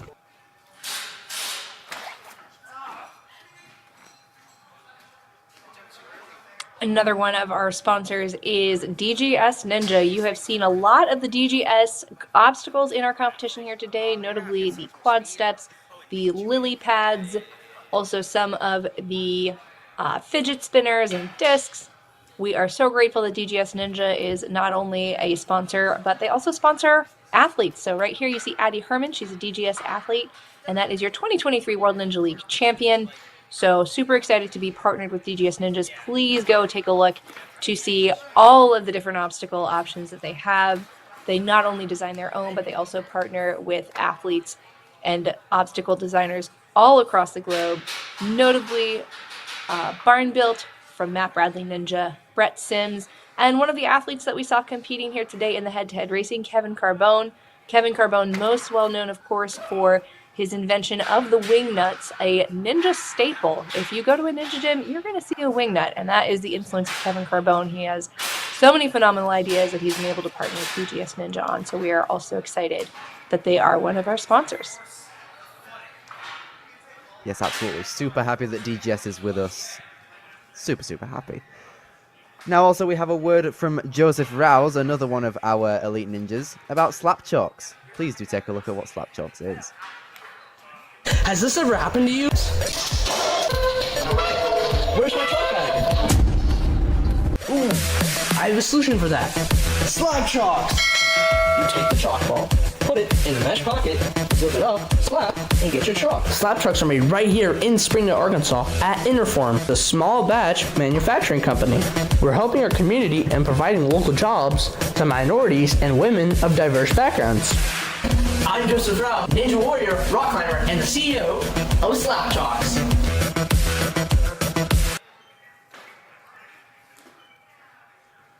Thank you very much, Joe, for those incredible words of wisdom for your slap chalks business. Now, we cannot forget about the rest of the divisions that are going to head into tomorrow as well. We cannot forget that at 9 p.m. Eastern, I believe it is where the kids start to perform on this ninja course for head-to-head racing, and then 3.5 hours later is the mature kids division. And then a couple hours later after that, it is the preteens at 4:30. I cannot wait to see those. They are going to be so cool. We've seen how much great talent we've seen today, for Saturday, you know, with the young adults, the teens, the elites, the masters too. What great talent is yet to come for the kids, mature kids and preteens? We will soon find out tomorrow. Please do stay tuned for it. You guys will not want to miss it. You're absolutely right. I know there's several notable names, particularly in the preteen division. So make sure that you are going to be tuning in with us tomorrow, 9 a.m. for kids, 12:30 p.m. for mature kids, 4:30 p.m. for preteens. We're going to take a quick break, ladies and gentlemen, and we will be back for the head-to-head team event. This has been Mary Layton, the Commentator Ninja, and alongside Billy Dixon. We're going to be back in about 15 minutes. We'll see you soon. Take care, people.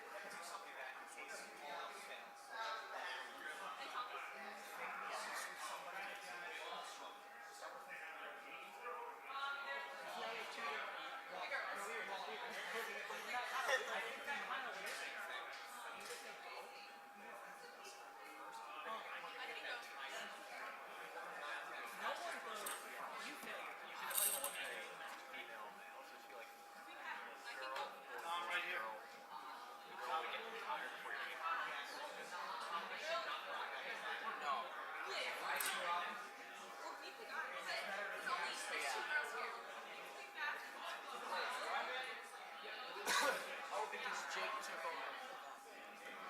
I think it should go. No, it just keeps going down. Mackenzie. No falling. Now you're not done for the last. Over 5. Just go with your Talia. Maybe Talia start. And then Joe. And then no, Talia, Justin. This team picks first, correct? Oh yeah, Tom. Right, that makes sense. But the next person goes after she loses. If she loses, then you're gonna go right away. If it's the same person. So that's easier, right? It should be. Yeah.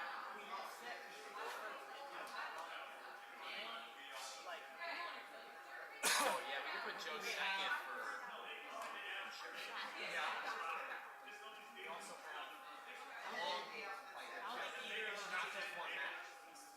I think one of you should go second. It should be Talia, one of us, Justin, me. I would like to. I would go for I should probably go last. Yeah, you should. Guys, you essentially pick your first runner, and then you strategize once you see who's there. Like, they put out. So pick your first runner. That's like locked in. Yeah, it's only the first runner that gets decided. Because say if you win, you stay on, then they get to choose. They want to pick somebody. Yeah. Right. So Yeah, if you win, you're gonna go fight. you stay on. Actually, no,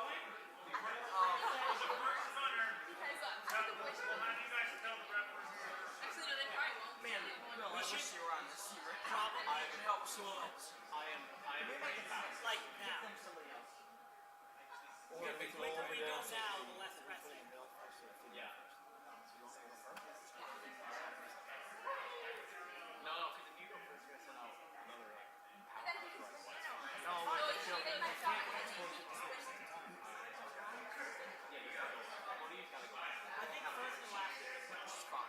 And then I think he first, me I might have trouble with free. You got it. You guys are assigned. do we pick the first person independently? Yeah. Don't. So you tell him. You tell anyone else. Alright. So you have like your sneak personal to say judge. like, hey, like, do you want to be male or female first? Yeah, yeah. But We can't like sneak that question to him. Just in I don't think. So. I mean, no. I think it's you. You keep it yourself. Just don't fail. Right. We're good to go. Yeah, you guys will have one judge on one side, so you can tell all your secrets to him. I'm going first. I'm holding out Birdie. All right, guys.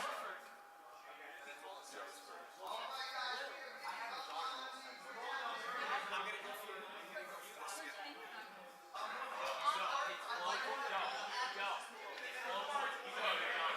You should not go for 10 unless you're really like. What's the skip? All right, guys. Real quick, I want to show you No one else can make it. changes that we made for everyone that was nothing from that sound. One change is the sliding bar. The moving bar is more than the sliding bar, and there's one box in the back if you want to lock it in place to make your dismount. Red block is a dismount, but now it's a sliding bar. Everyone all look at that? The sliding, not jump to cliffhangers, the dismount now, what the females have. You don't have to be in split, you don't use it. This is your lane platform, it's no longer shared. And the only other difference is now we have two rings at the rear traffic. Now we want to play that one way as well. So we kind of merge male and male things here. Everyone all get it? You know what's in the right platform, that's on you at this point. Okay, we're all ready to go over here.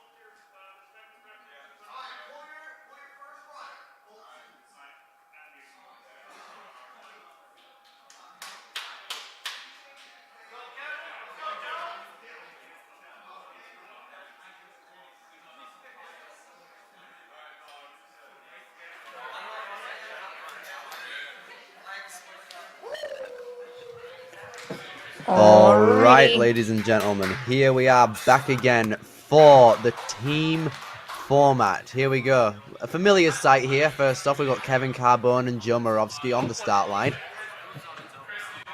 What events will unfold here? We are about to find out.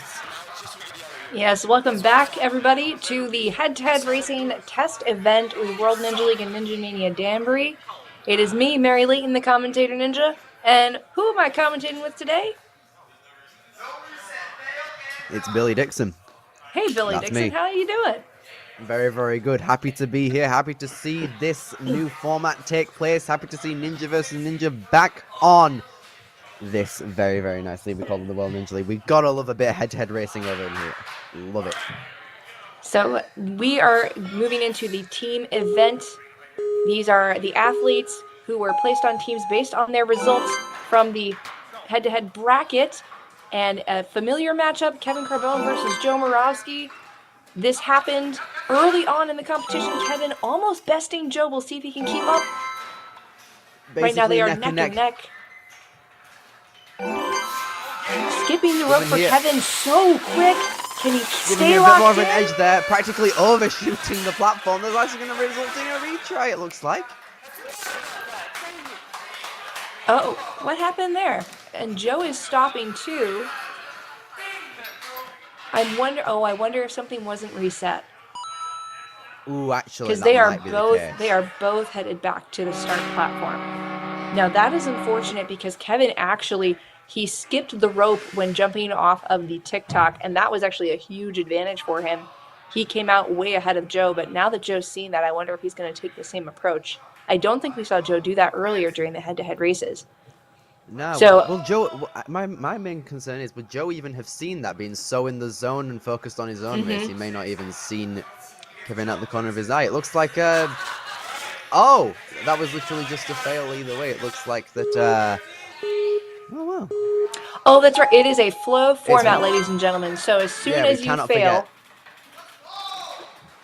you are good to go. So as we said, ladies and gentlemen, it's a test event. And as we're testing, Ramses Valdez for the other team, the opposing team, also going against Joe. If you win a race, you get to stay on the course. Joe winning the last one against Kevin. So you cannot make a mistake in this race. You do not have the ability to get back up and retry the obstacles. Ramses absolutely running away with it, but he's got to lock it in. It looks like they've added a ring, and Ramses takes the point. Very, very nice. Interesting point about adding a ring there. We saw earlier in the female division that there was quite a bit of cool tech going on with just one-armed grabs, you know. We might be able to see that with the men's side of things as well, which I'm pretty hyped about, not gonna lie. We're going to have to dub these teams with some colors here. I'm going to call Joe Moravsky's team the red team and Ramsey's team the blue team. What do you think? Yeah, I suppose that matches up with the graphics on screen. All right.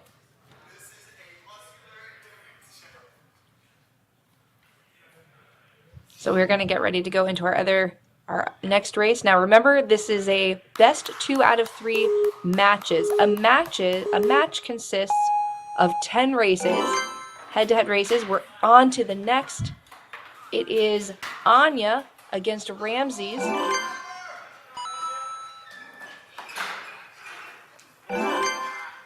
Ramses is quickly getting through all of these. Anya trying to get that swing to the discs locked in. Ramses pulling out very far ahead. Now, what Anya may be able to do for herself here is if Ramses makes a mistake and fails, it is flow format. Ramses threw the slider, and it looks like Also, Anya may have failed early on as Ramses is pausing. Yeah, also important to note that for the women, they don't have that advantage of having a smaller dismount than before. They have to go for the full dismount this time. That might come as a bit of a hindrance, not having a lot of experience on that, but realistically, it should be quite easy to adapt, I'd assume. Right now, it is a 2-1 in the match for races. Red team taking. We'll wait for our graphic to be updated here. Red team has 2 wins. Blue team has 1.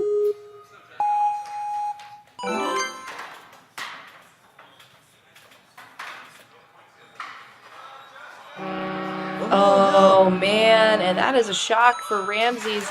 All that Justin has to do is clear that first obstacle to get the point. So it is now 2-2 on those matches. This is what we like to see here. Just action, action, action. Coming in hot right here. Like we see Ramses failing one of these obstacles, unfortunately, after quite a couple of rounds. Well, I think Part of the game. it's bound to happen, right? You're doing a high intensity race after high intensity race. And here's another. Here it is, Mackenzie Pavlik versus Justin Karaginas.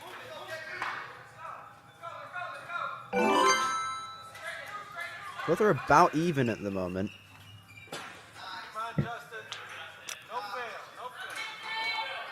As Justin decides to link this, which he does. Gradually covering more distance as time goes on.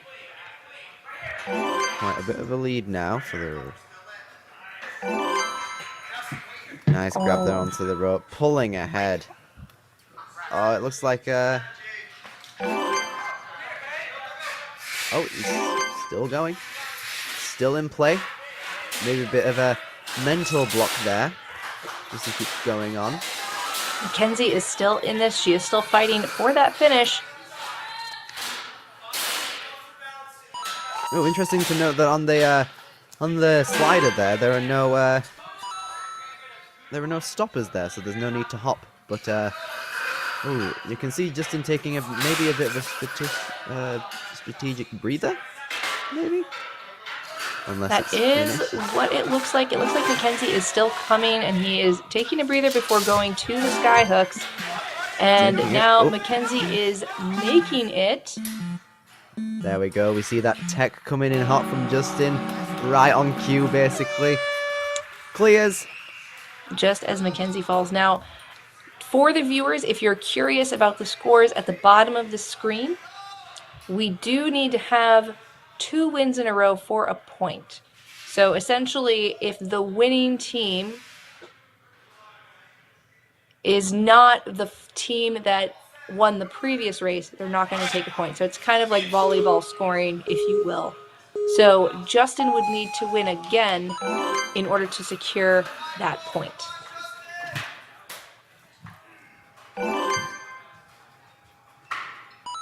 Oh, we can see Justin moving a bit more behind.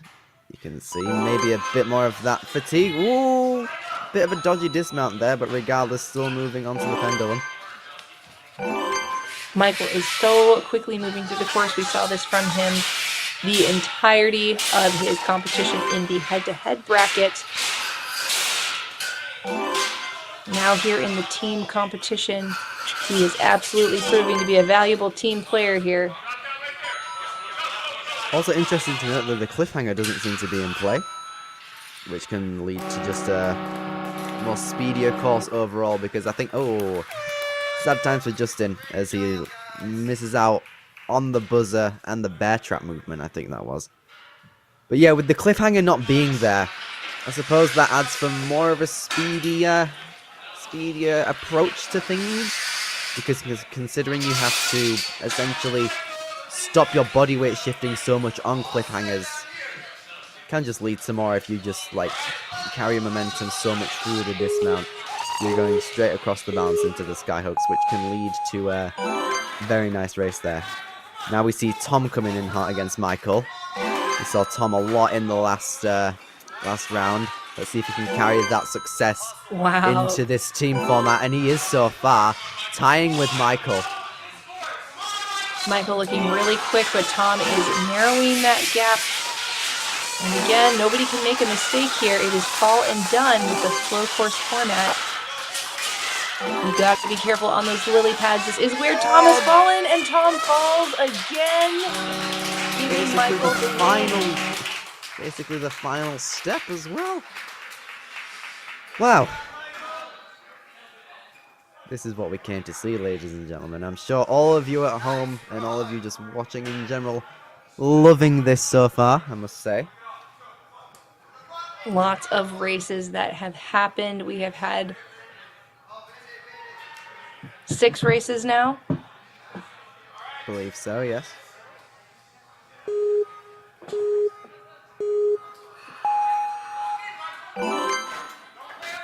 We are on to another race, our 7th race here. It is Michael Sherman versus, I think that was Hannah in the background. Do notice how Michael doesn't seem that fatigued at all throughout this. Oh, well, maybe I spoke too soon, but he's still fine as he only got one hand on that rope there. Maybe that fatigue is coming in now with his 3rd race in a row, it looks like.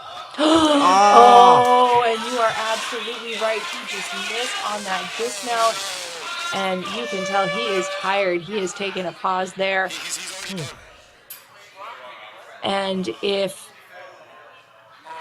this is Talia, if Talia is still in it, then she would just need to get to that point on the course, but she's stepping off. So it looks like Michael Sherman actually did take the win. And now a very tired Michael Sherman is going up against Joe Moravsky. I don't know how this one's gonna play out. If Michael wins this, that would be nuts. Yeah, Michael is gonna have to go like ultra turbo mode against Joe Moravsky in terms of like not making his fatigue get to him, you know. A fully rested Joe Moravsky ready to go full ham on a speed course. Terrifying thought. But regardless, Michael's going ahead with it anyway. Now this is Joe the coming in hot. 8th race of the match. And what that means is if we get to the 9th race, I don't think the blue team can win at this point, but Joe is just going to solidify himself as the winner here. Doesn't seem fatigued at all, does Joe? Michael No, does, not at though, all. unfortunately.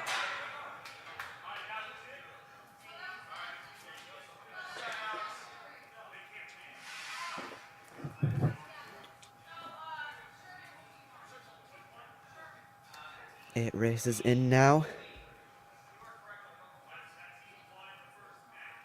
It's going to be Joe Moravsky.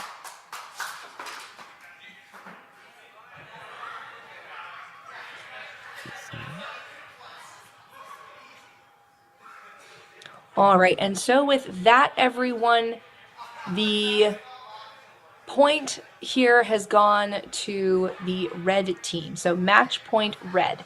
So we're going to go through these rules for you guys one more time so you can keep up with us. So you have to have what's called possession in order to win a match. So you have to have won a race and then won a race again in order to score a point. So at this point, on the 9th race, Joe regained possession. Joe would have had to have won that race and then won again, and then it would have been tied. So we are avoiding that tie. The match goes to red. It would have been impossible for blue to overtake them. So red team wins. Let us know in the comments if we need more clarity on those rules there, guys. We'll get a graphic up for you next time we have this competition format. But for now, we are going to be walking you through the rules. So again, it is best of 3 matches. So red team is currently in the lead right now. They have 1 match since they won the most out of those previous 8 races. And we're going to get to see this happen all over again. Now the athletes are getting tired. They've all been doing races for the last couple of hours. Let's see how they hold out.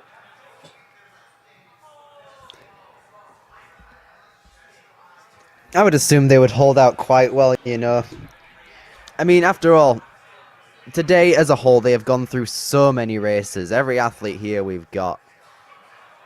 So just seeing them here compete after so many races, it's just incredible, isn't it? Like, even considering all the rests, all the early falls, still such a great thing to watch, you know. Just constant races going on. The format may be a little all over the place, you know, for just a first time thing, but regardless, it's still entertaining to watch. You see some really talented ninjas on an excellent course. What more could you ask for? Very, very talented athletes, really fun course, and also a very fast competition. This team format is pretty exciting. Could definitely see this as being a very strong format that could be introduced into the ninja community. I think there'd be a lot of fun with it. Absolutely. I really hope it does span a wider growth and a wider scene in this community, this truly great way of doing Ninja as a whole, you know? And again, it's great to see this team format. We've seen these competitors all throughout this session go head to head. Now some of them are working together. It's a nice change of pace, you know? Interesting to watch as we've now kind of seen what all these people are capable of, these crazy feats in terms of speed and technique. Can't wait for more. If Red takes this next match, they will have won the entire competition, best 2 out of 3. So it would be really exciting to see if Blue can come out with a win here. We'll see how much rest they're planning to give the athletes in between each match. Once you're in the match and you're going through those 10 races, absolutely zero rest for any of the athletes. Absolutely. And of course, if the blue team does end up winning this next one, it'll go to a head-to-head decider between the red and the blue team. And that decider would, in theory, win whoever. I see Kevin Carbone in the background getting a little extra visualization here. A smart idea for him. He struggled a little bit on those first 2 obstacles, so he's really just locking in his hand movements there. All right, it looks like I see somebody in the ready stance. We've got Jake versus Joe, and they're off. And Jake is, struggling on those rings. Joe is on the blue team. So a good start for the blue team here.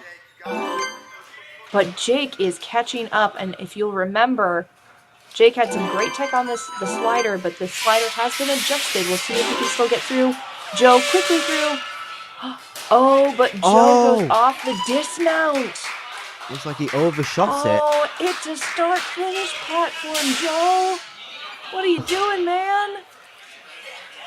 Oh my gosh, Ninja 101 right there. Huh. Well then.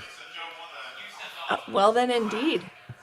All right, so Jake will be staying on the course. Jake is on the red team. So first possession goes to red. See some discussion, see some conversation here.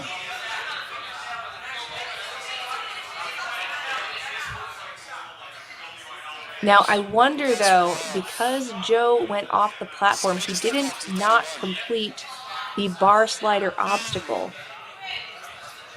So, if Jake stopped and stepped off the block instead of completing the next obstacle, then the possession might actually go to Joe, and it looks like that's what's happening here. So possession is in Joe's hands. Joe is on the blue team. And with that, Kevin Carbone is also racing against Joe the Whoa! Oh, and Joe takes that. Kevin, again, running back to the start, thinking we were still in the challenge format, but nope, we are in the flow format. So Joe is going to score a point for the blue team. And we are on race number 3. Now remember, as soon as we get to a point where one team could not overtake, and remember they have to overtake, so we can't do a tie. There can't be a tie at the end of 10 matches. So once we get close enough to the point where these teams are just tied, and we're off. We'll get back to that explanation in a second. Ramsey's coming out in front. Joe moving as quick as he can. Oh! And Joe goes for a skip, and Ramsey's casually up through the air. And possession is going to change back to the red team on match 3. You know that Ramsey's a style to his course runs. Just you can see going off that pendulum quite nonchalant, just like slightly raising his hands there in the air, just casual, you know. Well, Ramsey's is a calisthenics and parkour competitive athlete as well. So he doesn't just do ninja, he does all the things. And very, very stylish in his movements, which is what you do in parkour and calisthenics. You know, it's got to look good. Ramsey's makes it look good. Absolutely. No brainer for him to be quite the pro at this head-to-head race format here. He's going up against Tom, it looks like. And another rematch. These two faced off 4 times in the, or 3 times in the head-to-head. Tom won only once against Ramses. Ramses hitting his head on the bar slider was the only reason he didn't take it. It looks like he may take it again. Going quickly through, just got to avoid a mistake here. Oh, and it looks like Tom fell. Looks like Tom fell back, and we should see point red team come on up here. Ramsey stepping up to the platform once again. And that was our 4th match. So we're tied 1-1 at the 4th match.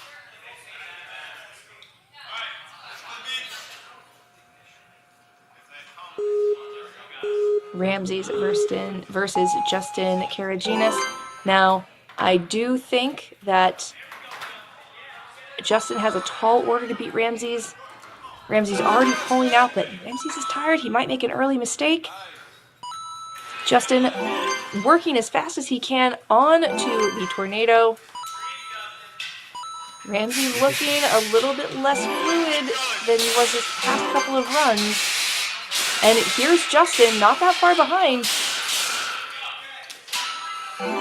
Ramses onto the lily pads. It now comes down to skyhooks. Ooh. Ramses. Wow, that was nerve-wracking. That must have been nerve-wracking for the red team. That was not, that did not inspire confidence that Nah. that obstacle was going to be completed. Still very casual though, I must say. Like, just came in just dangling, didn't seem phased at all by it. Well, didn't look it, but may have felt something else, presumably. But yeah, you were saying it could cause a little bit of worry for the red team, meaning that full trust may not be there. Not too fully sure, but here he goes again. He must feel he must feel very tired now. Ramses looks tired. At this point, possession has to change. This is our 6th match. So in order for the blue team to come out on top, possession would absolutely have to change at this point in order for blue to have enough races to overtake the red team. So if Ramses can lock this in, then that should be it. Red team will take not only the match, but also the competition. It looks like Ramses has won. Still taking a minute. Taking a minute to rest. Quite the strategy in this scenario. Not a bad idea if you want to make sure that you complete the obstacles.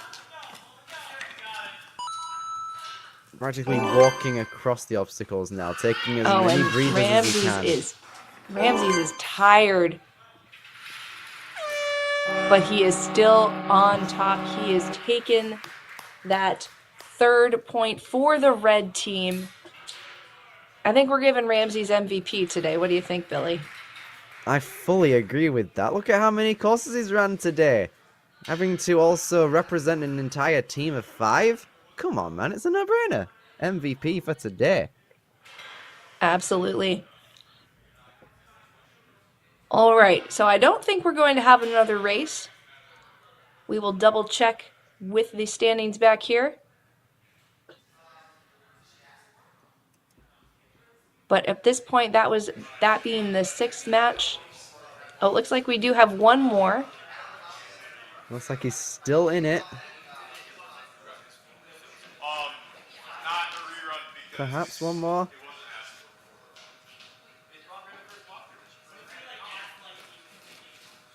And who is he going to be versing up against? Ramses has absolutely crushed every single race that he has been in.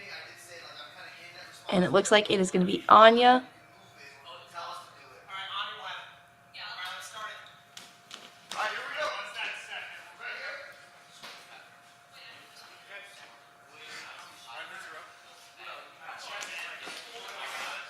How does it move So this is it. This is the final match. At this point, Blue would have to sweep everything in the remaining matches in order to come back. You're stuck now. Important to note, Anya looks ready and prepared to do this. Ramses looks quite the opposite at this point, which I don't blame him for at all. This is his 6th consecutive run, I believe. 6th or 5th, one of them. That is his. I believe it's his 6th race. Now we did see that he was getting pretty tired. You can still see that now, it looks like. Oh, Taking man. as many breaths. You've got to feel for him. I'm feeling the pain. I'm only sitting in a chair talking into a microphone. Come on, man. And Ramses, oh, and unfortunately Anya trips up, getting to that bar slider, and that is going to be the final race for Ramses and the final race of tonight. That is a win for the red team. That puts them at 4 points. It is now impossible for the blue team to come back and take the match, so that match is going to go to red. Awesome job, red team. Awesome job, Ramses. I'm still going with Ramses for MVP. He absolutely is.